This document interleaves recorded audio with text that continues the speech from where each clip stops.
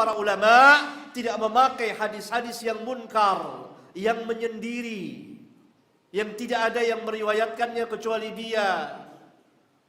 Seperti hadis tentang puasa Ramadan dibagi tiga, awwaluhu rahmah, wa awsatuhu maghfirah, wa akhiruhu itqun minan nar. Ini hadis munkar.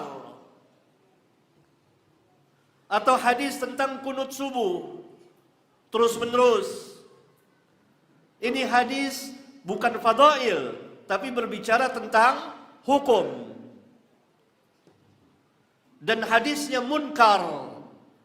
Bukan hanya dhaif tapi munkar karena menyindiri seorang rawi yang namanya Abu Ja'far Ar-Razi, namanya Isa bin Abi Isa. Dia ini rawi yang baik agamanya, tapi dalam ilmu hadis tidak cukup baik agama, harus punya ilmu, harus kuat hafalannya. Dia ini buruk hafalannya. Dia biasa duduk di majelis para imam, mendengar hadis dari para imam. Tetapi ketika dia menyampaikan, karena dia buruk hafalannya dan sering ragu-ragu, jadi salah. Oleh karena itu terjadilah kesalahan yang fatal pada dia ketika dia mendengar hadis dari salah seorang rawi yang thiqah tentang kunut subuh, yang rawi ini meriwayatkan dari Anas bin Malik bahwa Nabi SAW kunut subuh. Kunut subuh.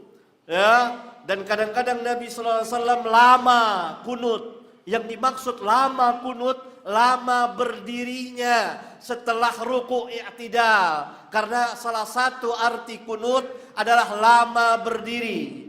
Karena itu Nabi SAW pernah ditanya dalam hadis riwayat Imam Muslim, salat yang paling utama apa? Tulul kunut, lama berdirinya. Nah, dia salah paham. Dia sangka lama berdiri terus menerus kunut. Terjadilah kerancuan di dalam riwayatnya. Karena itu nggak ada yang meriwayatkan hadis kunut subuh terus menerus kecuali dari jalan dia. Karena dikatakan munkar. Dia meriwayatkan dari rawi-rawi thiqah apa yang sebenarnya bukan dari hadis mereka. Karena hafalannya buruk, sering salah, sering ragu-ragu. Dia orang baik. Tapi dalam ilmu hadis tidak cukup jadi orang baik bisa diterima riwayatnya.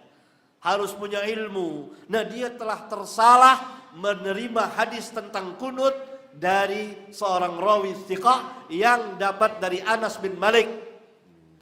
Sehingga dia mengatakan bahwa Nabi SAW, mazala Rasulullah SAW yaqnutu fil fajri hatta faraqad dunya.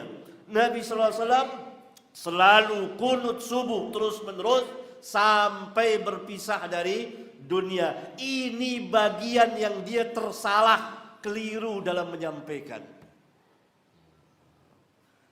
Maka hadisnya munkar karena hanya keluar dari jalur dia.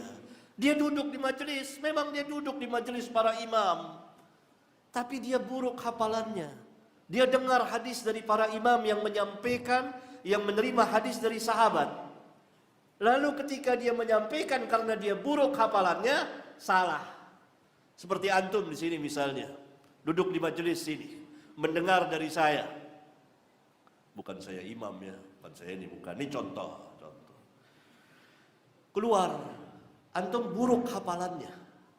Tidak mencatat, tidak kuat hafalannya. Catat. Nyampaikan, oh Ustadz bilang begini, keliru, dan itu banyak terjadi di majelis. Padahal saya nggak ngatakan seperti itu. Ini sayyul hifz, ini rawinya dhaif ini.